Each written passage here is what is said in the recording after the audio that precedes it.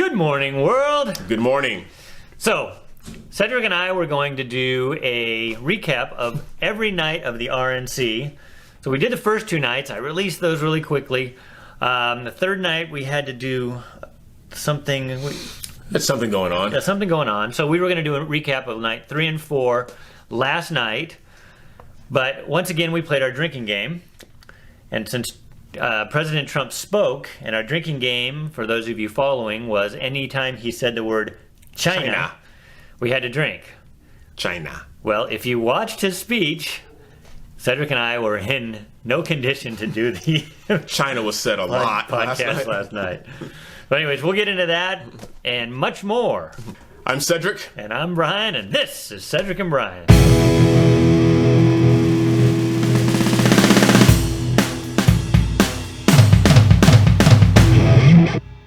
Here's all the notes I took, though. So I took notes of night 3. So night 3, I watched it on my own because Cedric was at his place. So I had lots of notes for the last 2 nights, and we're not going to talk about that. It is old news now. We did watch it together last night. Right. So what caught your attention from night 4?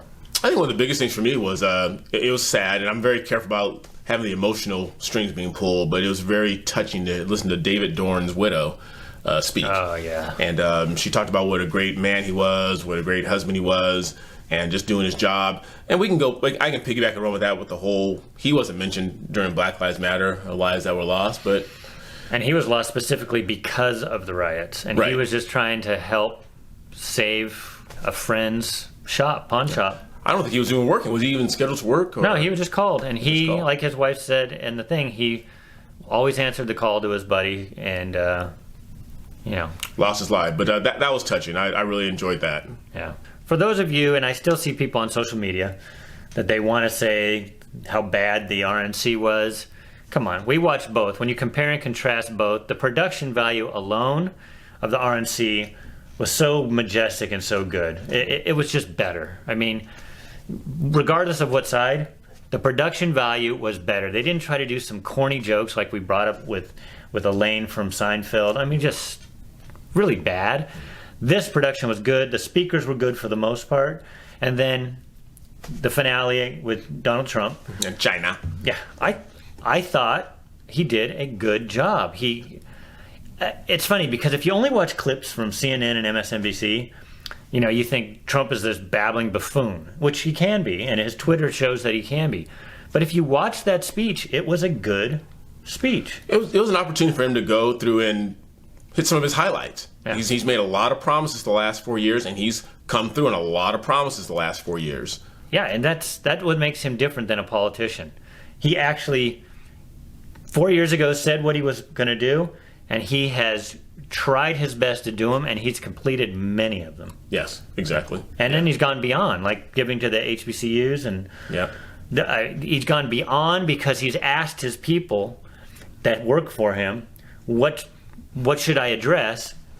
They said, let's address this. He addressed it. Yeah, bringing our troops home. Getting rid of Baghdadi. First Step Act. Soleimani. Yeah. Did a lot of things doing, and I don't think he's done yet. But people like us, like mine, they got to make sure he gets to perform another 4 years. Yeah. So that was just our quick recap of it. By the end, like I said, we were a little tipsy because he did say China a lot, which we knew, and that's why we played the game. So I don't know if some of you said you were going to play along. If you did, leave it in the comments. China. So hopefully you had a chance to watch. If not, you can go just catch highlights. That's what's so nice about YouTube. You can go back and just look at any highlight you want. You don't have to watch the whole thing. Go find David Dorn's wife and watch that. Very touching.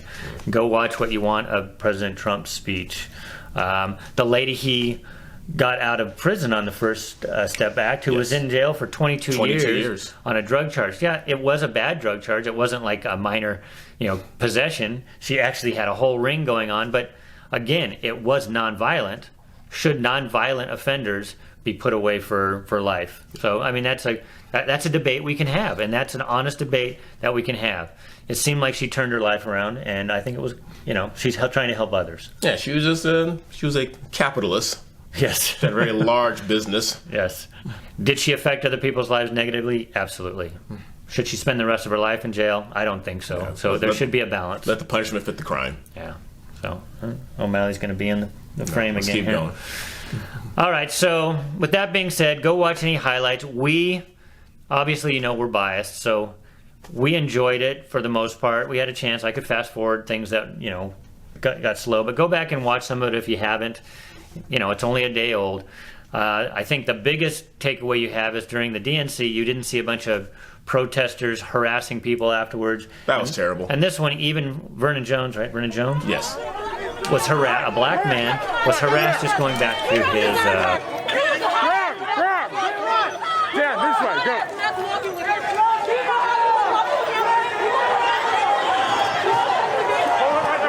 Okay, go. Hotel room, and a white Trump supporter out there actually got knocked down just by the peaceful protesters outside of the RNC. I mean, they even spoke to this at the RNC, allowing free speech. All right, Right. So free speech is not violence. I don't remember anybody going to the DNC No, and no. harassing people afterwards. And that just tells you that their narrative is falling apart. The peaceful protest narrative is falling apart. You can go to CNN where they say mostly peaceful protests with the fire in the background. So we'll leave it at that. We did want to cut to a couple things. So I want to bring up this picture. So if you notice the white gentleman on the left, police officer, and the black gentleman on the right, did you hear about this story where this white officer killed this black man in cold blood? Innocent Terrible black story. man? Yeah. You probably didn't hear this story. You probably don't recognize the faces here from that story. Because, as you see from the full picture, the man on the right actually rear-ended the man on the left and then shot and killed the 21-year-old stepdaughter on the far left over just a simple Fender bender. fender bender. Cedric hadn't even heard this story, so this tells you where the media is. The young lady, the beautiful young lady, Laura Anderson, was just getting to start her life, 21 years old. She had just moved into her first home, was excited, she was fired up.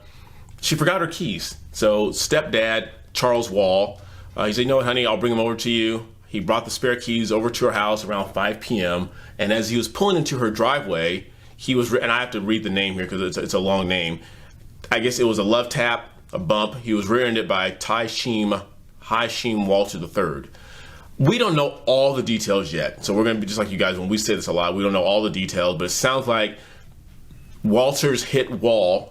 And then, I don't know if Charles Wall got out and threw his hands up and they're like, hey, what's going on? Which is okay, which is justified. You always get we don't know how it perturbed came when out of the somebody car. hit, yeah. But instead of exchanging insurance information like you and I would do, Walters proceeded to take out his firearm and shoot Wall. And Laura Anderson, the stepdaughter, was on the lawn as well. She was shot and killed. And from what we understand, there was a third individual who was maybe just a neighbor in the neighborhood who was out there. He was shot. And that's when Walters took off and the police had to apprehend him. Yeah. But like Brian's saying, you probably didn't hear too much about this in the mainstream media. It doesn't fit the right narrative. Doesn't fit the narrative. But the first narrative I brought up, you would have heard about it if it was that, we right? fabricated that to say like, oh, no, not again. Yeah. Not another white cop killing a poor, innocent, unarmed black man. Yeah, because you would have heard about that on CNN, MSNBC, ABC, CBS, Fox, everything. But And I'm not trying to be comical. Someone's going to make this Charles Wall's fault. I know. They're going to make it his fault. Like, well, maybe he stopped too quick. That was his fault. Yeah. Either way, even if it was all his fault, let's say he ran into Mr. Walter. Does it still justify you getting out and shooting two people for a fender bender? Yeah, like we just saw the lady at the RNC who spent 22 years in prison. Let the punishment fit the crime. Yeah. And then we didn't want, because I know believe me, we're getting a lot of hate now, so you'll hear it at the end. But to show that this has nothing to do with race, this happens to be, we only bring race up because of the narrative going on. But look at this 3-year-old and her 21-year-old father that were shot while they were playing Frozen in the yard of their house by a drive-by. Innocent 3-year-old little black girl, 21-year-old father, shot just for living their lives. Yep. And Right. again, did you hear about this? I doubt it. I found this accidentally looking up the other story. because it does not fit the narrative. Look it up. We're not going to go into the details. All you have to do is Google in 3-year-old and 21-year-old father shot. And I think it was in Kentucky. Yeah, it's a damn shame. You can't even, like, back in the day, you would play catch or tag with your dad in the front yard, and now you can't even do that without fear of being shot. People on the left saying that the rioting is justified or that the peaceful protests are justified. Obviously, they're not peaceful. And then the right saying law and order, we need law and order. It's for these innocent people who just want to raise their kids in front of their own houses without the fear of being shot. That's the decision you have to make in November. Do you want the party that says it's okay to do this, or the party that wants to bring in more police to make sure these neighborhoods are safe? Right, and like we talked about yesterday, we forgot to add this to our notes. I don't know if Brian wants to talk about it, because he sent me something. I said, this can't be right. I guess the state of Virginia just passed a statute that it's okay to assault, as a citizen, it's okay to assault a police officer as long as the police officer isn't harmed. Yes, it's only a misdemeanor. It's only a misdemeanor if he's not harmed. So if he comes up to you and you're speeding and he gives you a speeding ticket, it's okay to slap him. I guess. As long as you don't leave marks. And I don't know what assault. They always use these loose terms. You can assault the police. What does that mean? You can throw a frozen bottle at them? I think that's what they're trying to cover their bases for these peaceful rioters, so that the peaceful protesters, the peaceful protesters can throw things at the cops, and it's only a misdemeanor now. I was shocked. I mean, I wouldn't have been surprised if it happened in our state, California here. I was really shocked that was passed in Virginia. Yeah. That just shocked me. It's a damn shame. It is a damn shame.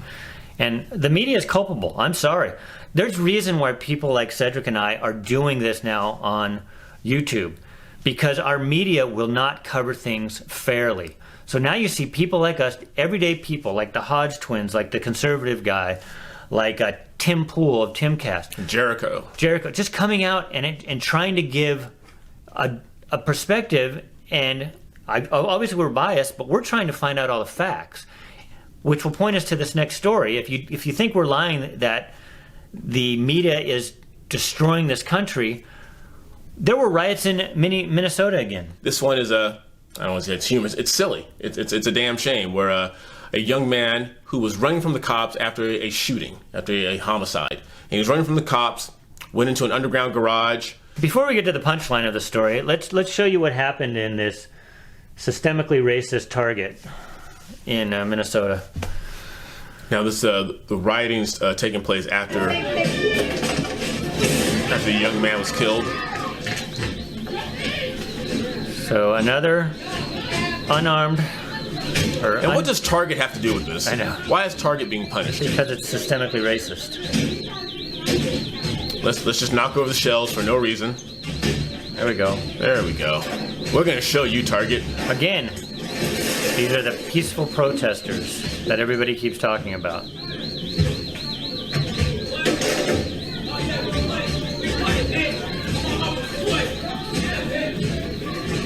So anyway, now this isn't... You get the point here. Again, this is ground zero of where the George Floyd incident happened. And when Derek Chauvin leaned on his neck for, 8 minutes and 45 seconds, whatever it was, people were angry. I understand that. This is completely different because... Yeah, so let's play you the punchline. Not even from our mouths, from one of the protesters here. So this is from one of the protesters because of this. Here's what he discovered. Again, this isn't from Cedric and Brian. And I'll share this right now on social media. I'm downtown right now. I've been down here a few hours. When I got down here, witnesses told me that a man that was wanted for a homicide at 2 o'clock earlier today was approached and did not want to be taken in and took his gun out and shot himself. We continue to try to tell the crowd that somebody had said that this had happened already, but there wasn't listening at the time because of past distrust, which I understand. But yes, we have seen the video with our own eyes that this man, who actually, I'm told, was killed somebody at 2 o'clock today, was not wanting to be apprehended and shot himself. So I need anybody watching this to see this, to stand down and do not go tearing up the city. Riots? Or going, if you because see a flash of a black person was killed. They assume, because they don't wait for all the evidence to come in, that he was shot by the cops, and this is what we find out. So what if these angry people didn't just take it out on poor old Target, but what if they went out and they were so angry that they hurt somebody, which happens in most of these riots. 32 people have died because of these riots so far since George Floyd. So what if they would have went out and hurt somebody? They don't even wait for the evidence. Just like the Blake case. They didn't wait. No. They didn't wait for all the evidence. But I think you touched on something earlier. I don't think it would have made a difference. And it's sad that this man committed suicide because he didn't want to be apprehended for the homicide that he committed. I think if he had been killed, if he had been shot by the cops, or if he had committed suicide like he did, the rioting would have started anyway. They don't care. It's completely irrelevant how he died. Let's go punish Target, Walmart, people who have started their business. Let's go punish them regardless of what happened.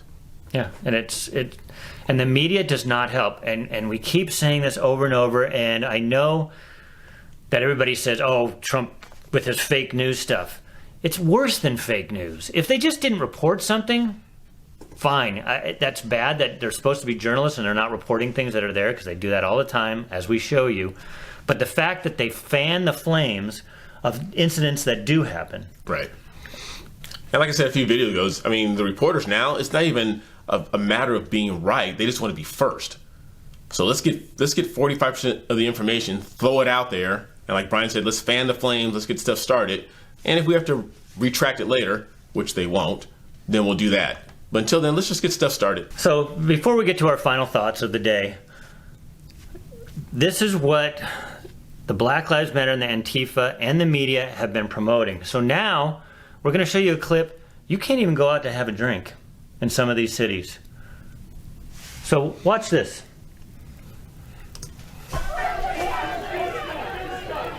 This lady is being accosted and told she must put her fist in the air in support of Black Lives Matter. Look at those. How scared would you be? But there are some black people in there, right? Are they all? Mainly white people. It's all white people promoting Black Lives Matter and trying to scare another white person into putting her fist up. I mean, that's scary. If you're in this position, look at her. She's sitting back. You don't know what's going to happen, especially with today's climate. And then, as Cedric was saying, you didn't see, it was mainly white people there. But let's take a look at one other thing here. So in the same area, down the street, this was at another restaurant. So check this out. Nice. Middle finger up in the air. Yeah. This couple has just wanted to go out and have a drink.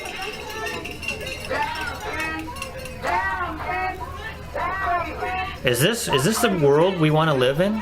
But they're always preaching we want equality and peace and tranquility. This doesn't look like it. They're calling them white supremacists because you can't sit down and eat while white now. So we have the whole driving while black. Now I guess we should start a hashtag eating while white. Eating while white. I'm trying not to laugh. I mean, is this what you want to live in, people? This is ridiculous. This is why we need more police. At least to Ew.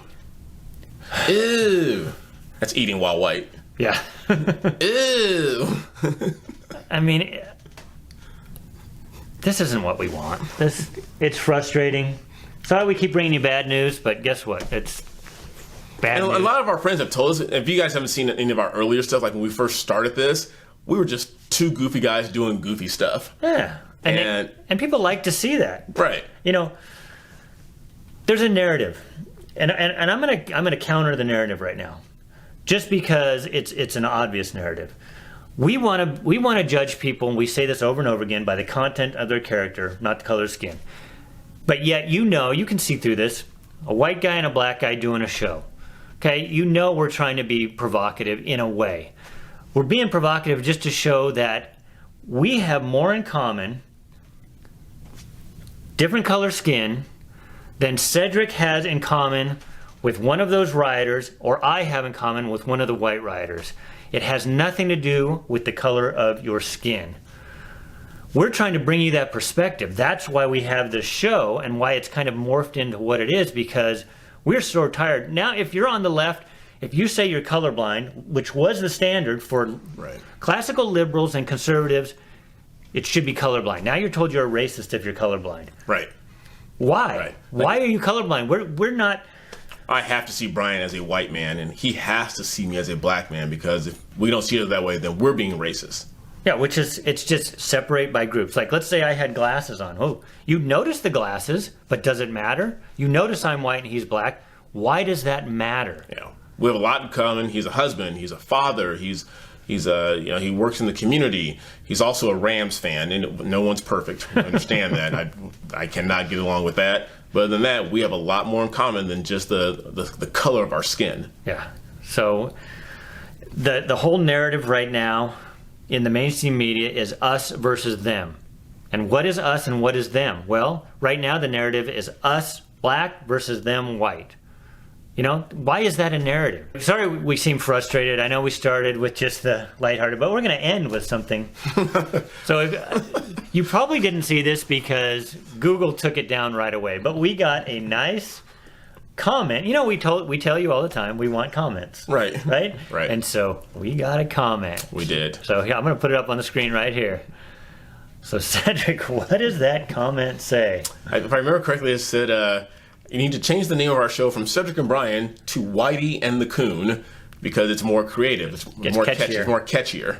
Now, I thought was that a constructive comment? I don't know. I mean, but then we put it to a poll on our YouTube channel in the community section for you to vote.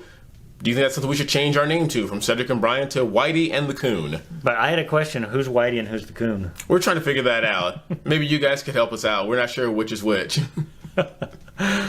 So we thought that. We want to thank him. His name was Anthony Johnson, I believe. Oh, AJ. AJ. He took it down. Either he took it down or Google took it down because we couldn't find it again. But luckily, Cedric screenshotted it, or the Coon screenshotted it. You can't say that. I'm Whitey. Whitey. So we're thinking about changing the name or starting a second channel.